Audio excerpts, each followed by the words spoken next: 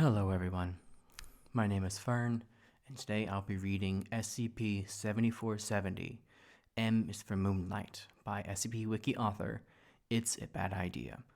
Specifically, I'll be reading Addendum A, the video log.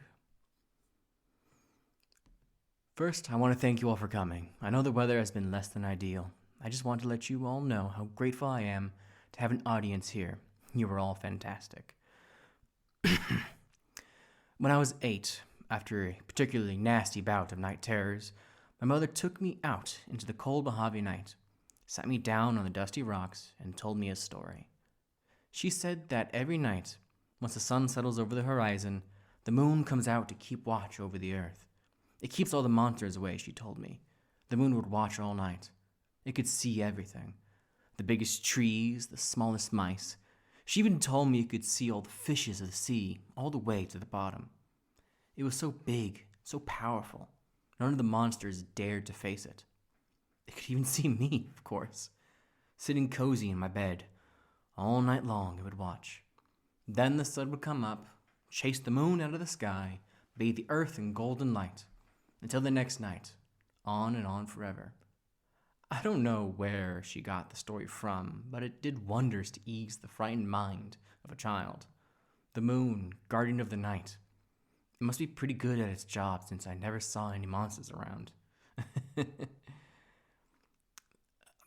On my 12th birthday, Apollo 11 put men on the moon. For the first time, I saw the moon.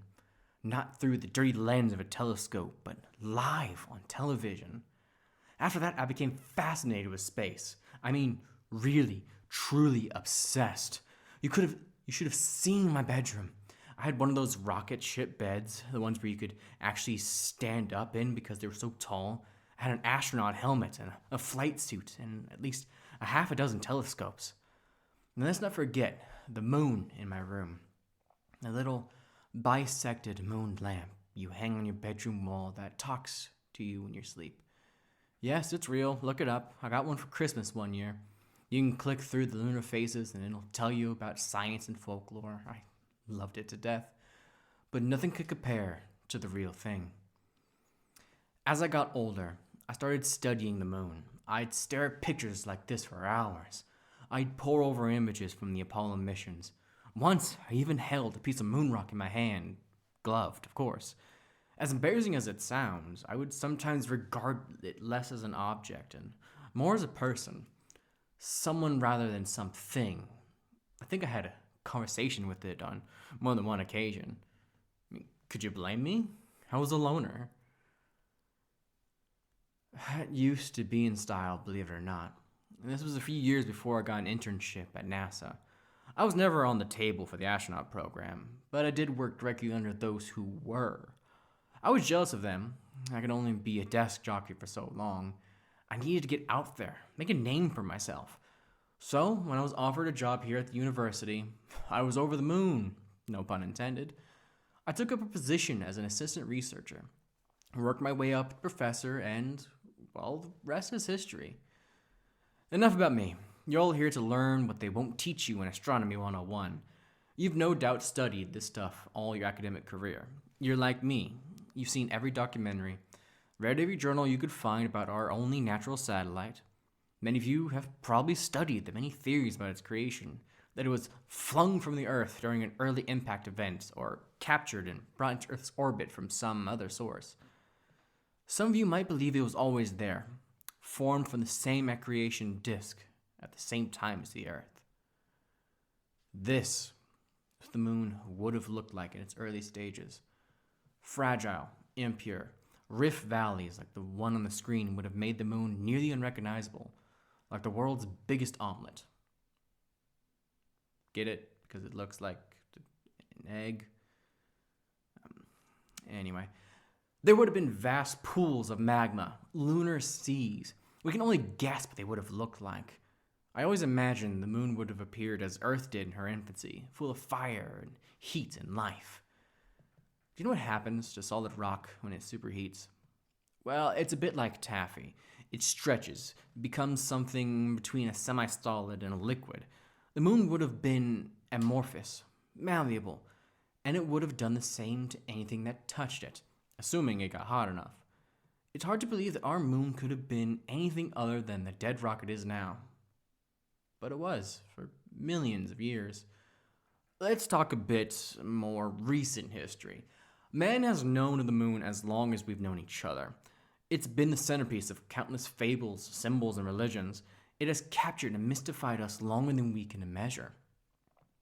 This is the first image of the far side of the moon, as photographed by the Soviet probe Luna 3.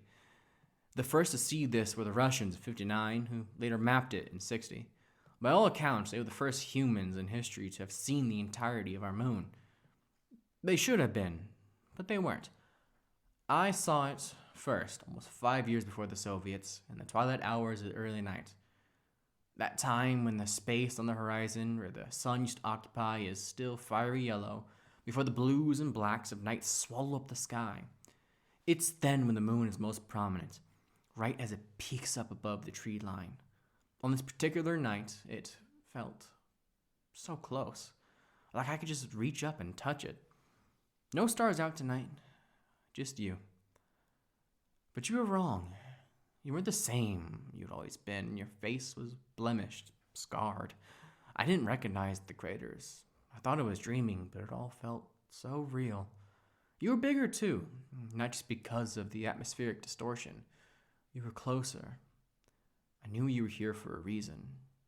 You were here for me. You were trying to show me something, but I couldn't see it. You were still too far. I had to get closer. I was on the verge of something more spectacular than any other scientific breakthrough in the last 100 years. The moon had called me, and I had to answer. Why it chose me, I don't know. It didn't matter. For the first time, my guardian, my protector, had revealed its true self to me. But it was a fleeting moment, and it was gone in an instant.